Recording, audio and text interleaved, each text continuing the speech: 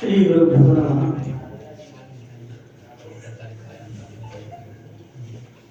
मंचस्थाः अस्य कार्यक्रमस्य सत्राध्यक्षाः एवं च मंचस्थाः अस्माकं मित्रवर्याः डॉक्टर नीरज कुमार भार्गववर्याः एवमेव कुमार वर्मा भास्कर विश्वविद्यालयतः समागताः अस्माकं अग्रजाः आचार्याः चिरंजीवी अधिकारीवर्याः एवं क्षम्यता प्रमादः जातः तत्र सदाशिवपरिसरतः समागताः मम मित्रमणयः डॉक्टर विभुदत्त मिश्र महाभागाः न केवलं वेदान्तिनः अपि तु ज्योतिषादिशास्त्रेषु न्यायादिशास्त्रेषु कृतभूरिपरिश्रमाः मम सहपाठिनः तेषामपि अहम् अस्मिन् सत्रे स्वागतं व्याहरामि।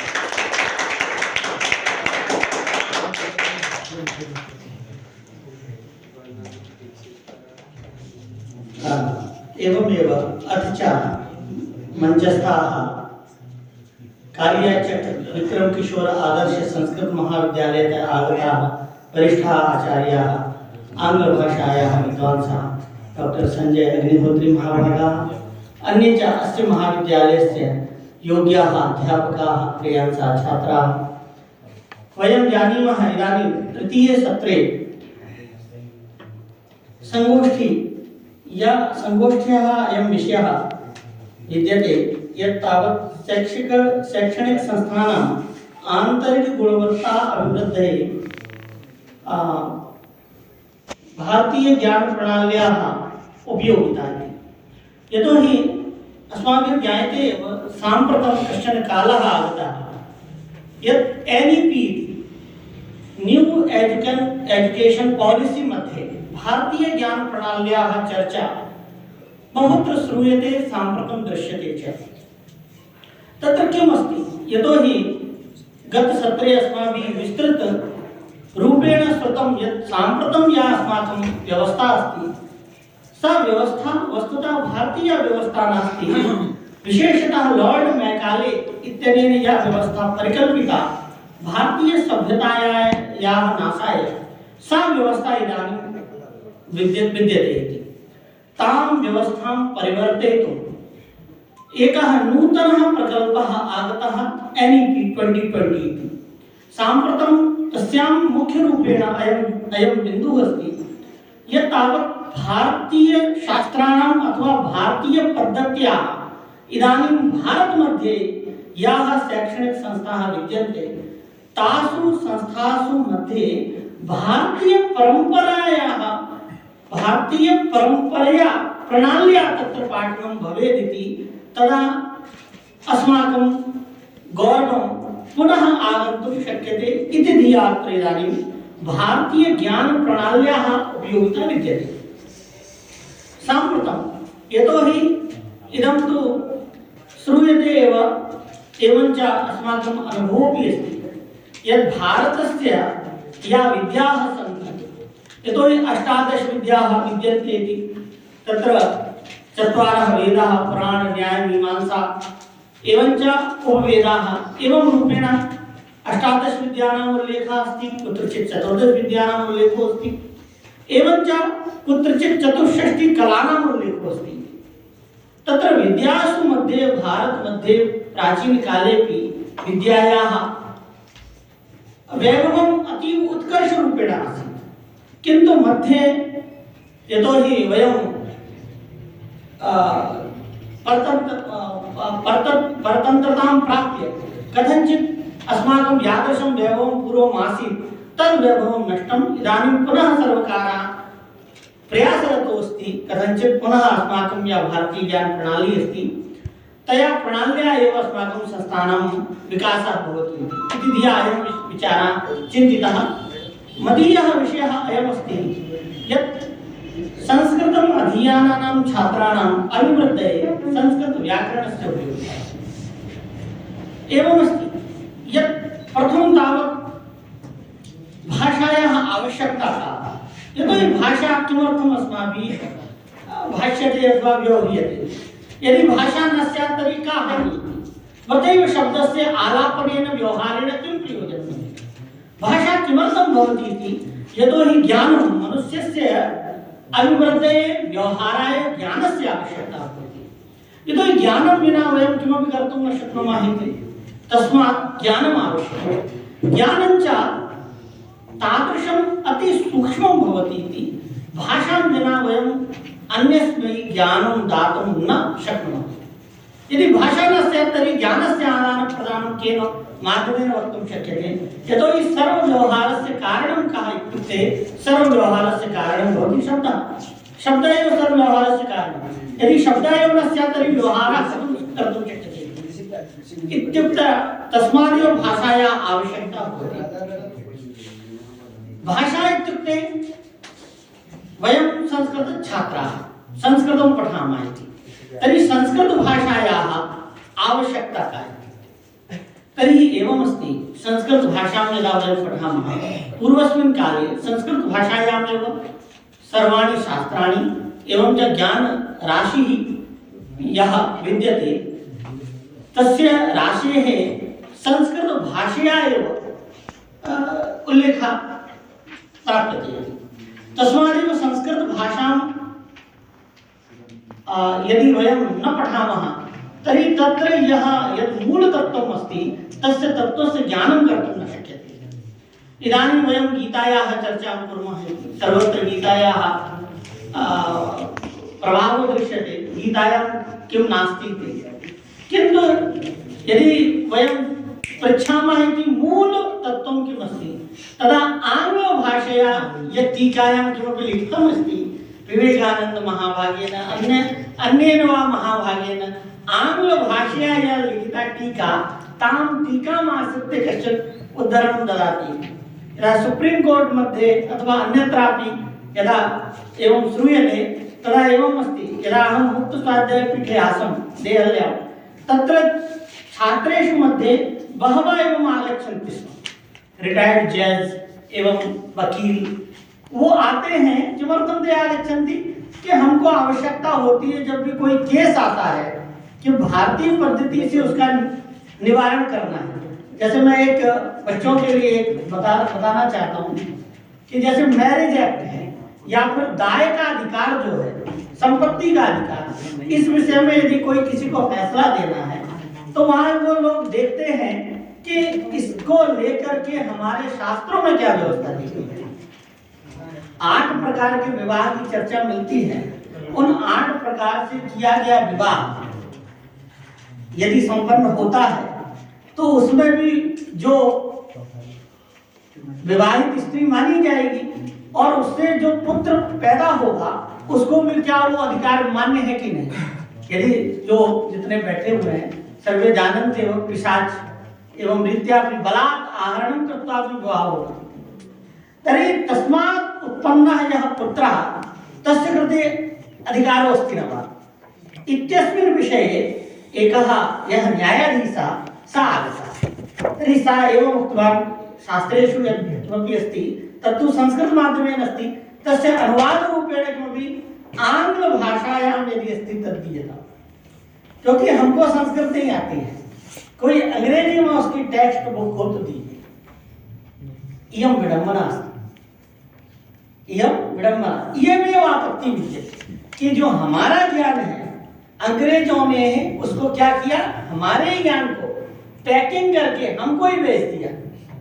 अब हमको यदि गीता भी पढ़नी है तो अंग्रेजी के माध्यम से पढ़नी है, वेदांत पढ़ना है तो अंग्रेजी के माध्यम से पढ़ना है।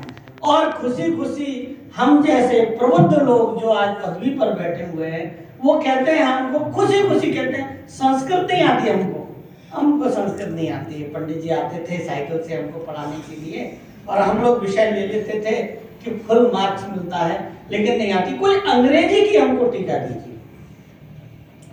मैं इसी विषय को लेकर के हमारे ज्योतिष में भी हैं कि बहुत सारे लोग ज्योतिष पढ़ने आते हैं, बड़े बड़े पदवी वाले लोग, वो भी यही कहते हैं कोई अंग्रेजी की किताब हमको बताइए, हम अंग्रेजी के माध्यम से इस संस्कृत को जानेंगे। क्यों भाई, क्यों हम अंग्रेजी के माध्यम से भारत में संस्कृत को क्यों जानेंगे? जब आपको हिंदी आती है, मुझे हिंदी आती है, तो हम हिंदी के माध्यम से क्यों ना आपस में एक दूसरे को जाने और पहचाने। जहां पर आपको हिंदी नहीं आती है, मुझे हिंदी नहीं आती, आपको अंग्रेजी आती है, मुझे अंग्रेजी आती है, तो हम एक अंग्रेजी भाषा में व्यवहार कर सकते हैं। यदि आप भी हिंदी भाषी क्षेत्र वाले हैं, मैं भी हिंदी भाषी क्षेत्र वाला हूं, तब हम आपस में अंग्रेजी के माध्यम से या अन्य भाषा के माध्यम से व्यवहार करने में क्यों प्रवृत्त हैं? क्यों ना हम अपनी भारतीय भाषाओं में व्यवहार करें, है ना? तो इसी को लेकर के भारतीय जो सरकार है उसने क्या किया, वोकल और लोकल इसका अभियान चलाया कि हम अपनी भाषाओं पर गर्व करें और ज्ञान भारतीय भाषाओं में दिया जाए। और मुझे जानकर के बड़ी खुशी है कि अभी 19 या 20 में एक सेमिनार का आयोजन हुआ और वहाँ आईआईटी के लोग आए थे। उनको हिंदी में पढ़ाने के लिए कहा गया कि आपको जो भाषण देना होगा हिंदी में ही देना होगा। तो आप समझिएगा कि वो काफी सारे अंग्रेजी बोल रहे थे लेकिन हिंदी में बोल रहे थे, तो हमको समझ में आता है काफी समय, क्योंकि भाषा का जो बैरियर होता है उसको तोड़ना एक बहुत बड़ा चक्रव्यूह है। वो चक्रव्यूह क्यों रचा गया? चक्रव्यूह का कारण है कि आज बच्चे को यदि हम अंग्रेजी भाषा के माध्यम से जो ज्ञान देते हैं और मातृभाषा के माध्यम से जो ज्ञान दिया जाता है उसमें बहुत अंतर हो जाता है। मातृभाषा के माध्यम से ज्ञान बहुत आसानी से प्राप्त हो जाता है और भाषांतर के माध्यम से दिया गया ज्ञान वो भाषांतर के चक्रव्यूह में पड़ जाता है। और क्यों ना हम इस अंग्रेजी एक भाषा है तो हम उसको एक भाषा के माध्यम से पठन पाठन कराया जाए, ना कि उसको सभी भाषाओं की जननी मान करके। आपको मैथ पढ़ना है, उसमें अंग्रेजी का क्या औचित्य है? आपको विज्ञान पढ़ना है, अब भारतीय भाषाओं में विज्ञान, ये सरकार का प्रकल्प आया है जो बहुत ही अच्छा है। और ये भारत में ही नहीं है, अन्यत्र भी ये देखा जाता है। चाइना में भी लोग विज्ञान पढ़ते हैं, वो तो अंग्रेजी में शायद नहीं पढ़ते हैं, फ्रेंच में भी पढ़ते हैं, अन्यत्र भी देखा जाता है। हो सकता है मैं कुछ गलत हूँ, हमारे आंग्ल भाषा के अध्यापक बैठे हैं, लेकिन ये है कि अपनी भाषाओं को पढ़ने से निश्चय रूप से हमारा विकास होगा। भारतीय व्याकरण परंपरा में जो एक व्याकरण परंपरा का मूलभूत तत्वों की मस्ती, यदो ही पाणिनेः व्याकरणात् पूर्वं व्याकरणस्य किंतु यदा पाणिनि व्याकरणस्य प्रादुर्भावः जातः तदनन्तरम् अन्येषां व्याकरणानां तथा लोकप्रियता न आवश्यकता। कारणं किम् अस्ति? कारणम् एवम् अस्ति, अस्माकम् उन्नत्यै अपि शोधकार्यं प्रत्यपि इदमेव सूत्रं भवति। मनुष्यः किं करोति? प्रयत्नः अल्पीयान् भवतु, फलम् अधिकं भवतु, कम प्रयास से अधिक फल की प्राप्ति हो, यही मनुष्य का शोध का या प्रगति का उद्देश्य है। कम श्रम में फल की अधिक प्राप्ति हो जाना। टेक्नोलॉजी हमें यही देती है। जितनी भी टेक्नोलॉजी है वो हमको क्या देती है? परिश्रमः अल्पीयान् भवतु। हमारे पास पहले 2 व्हीलर थी, इदानीं 4 व्हीलर अस्ति। वायुयानेनापि यात्रा सुगमतया भवति। एक स्थानात् अपरस्मिन् स्थाने यदि गन्तव्यं भवति चेत् वायुयानं शीघ्रतया लभ्यते। किमर्थं? यतोहि सौकर्यम् आगच्छति, फलं प्रभूतं भवति, फलम् अधिकं जायताम् इत्येव। तद्वत् पाणिनिनापि किं कृतं? यतोहि अल्पाक्षरम् असन्दिग्धम्। सूत्राणां सूत्रविन्यासे पदानाम् अक्षराणाम् अल्पीयत्वम् अस्ति। उन्होंने छोटे छोटे कम सूत्र बनाए और तेषां सूत्राणां प्रयोजनं किम् अस्ति? ज्ञानस्य अधिकम् अस्ति। ज्ञानं तु अधिकं भवति इति। न केवलं लौकिकानां शब्दानां, वैदिकानां शब्दानामपि सिद्धिः तैः सूत्रैः कर्तुं शक्यते। तस्मादेव पाणिनिव्याकरणं किं नागेशः ब्रवीति? श्रुतिमूलकत्वात् अस्त्यैव वेदाङ्गत्वम्। एवकारः अप्यर्थः लवणे में एव असौ भुङ्क्ते इति। यतोहि अन्यथा ततः प्राक् किं पञ्चैव अङ्गम् आसीत् किं भवतु नाम, किन्तु प्राशस्त्यम् इदमस्ति। प्रातःकालीन सत्रे एव आचार्यवर्यैः उक्तं यदा पतञ्जलिः महाभाष्य रचनां करोति तस्मिन् काले पाणिनेः प्राशस्त्यं किमस्ति इति ब्रवीति। यत् प्राङ्मुखा शुचौ उपविश्य अनवकाशे दर्भपवित्रपाणि भगवान् पाणिनिः महता प्रयासेन सूत्राणि प्रणयति स्म। तत्र वर्णेनाप्यनर्थकेन न भवितव्यं किं ब्रवीयता सूत्रेण सामर्थ्ययोगान् नहि किञ्चिदस्ति पश्यामि शास्त्रे यदर्थं। तर्हि तदस्ति पाणिनेः महिमा इति, पाणिनेः गुरुत्वम् इति बोध्यते। तस्मिन् कालेपि व्यवहारिकी शिक्षा शास्त्रीय शिक्षातः भिन्ना नासीत्। यतोहि किमस्ति, यदा वयं व्याकरणं पठामः तत्र व्याकरण पठनावसरे केवल सूत्रों का ही अध्ययन नहीं होता है, उसमें वार्तिक भी हैं, तत्र परिभाषाएं भी संति और परिभाषाओं का भी वही महत्व है जो महत्व सूत्रों का है। सूत्रेण यथा कार्यं कर्तुं शक्यते, यथा सूत्रेण कार्यं क्रियते तद्वत् परिभाषा अपि तत्र तत्र गत्वा सूत्रेषु मध्ये संशोध्य सूत्राणि तथा कार्याणि जनयन्ति। परिभाषा उन सूत्रों का भी परिष्कार करके फिर कार्य को उत्पन्न करती है। और वहां पर बहुत सारी परिभाषाएं लोकन्याय सिद्धा हैं, जैसे कि असिद्धम वैरंगम अंतरंगे, मनुष्य प्रातरुत्थाय स्वशरीर कार्याणि करोति ततः सुहृदाम ततः संबंधिना। वहां आता है कि जब हमको एकस्मिन् स्थले कार्य द्वयस्य प्राप्तिर्भवति तदा किं कर्तव्यम्? मनुष्यः प्रतिदिनम् इयं समस्याम् इमां समस्यां मनुष्यः प्रतिदिनमेव स्वीकरोति। हमको प्रतिदिन ये समस्या का सामना करना पड़ता है कि युगपत कई कार्य आते हैं, तो इसका कैसे करेंगे? जो कार्य हमारा अंतरंग होता है तत् प्रथमं कार्यम् अस्माभिः कर्तव्यं भवति, तदनन्तरं किंचित बहिरंगम किंचित बहिरंगम किंचित बहिरंगम।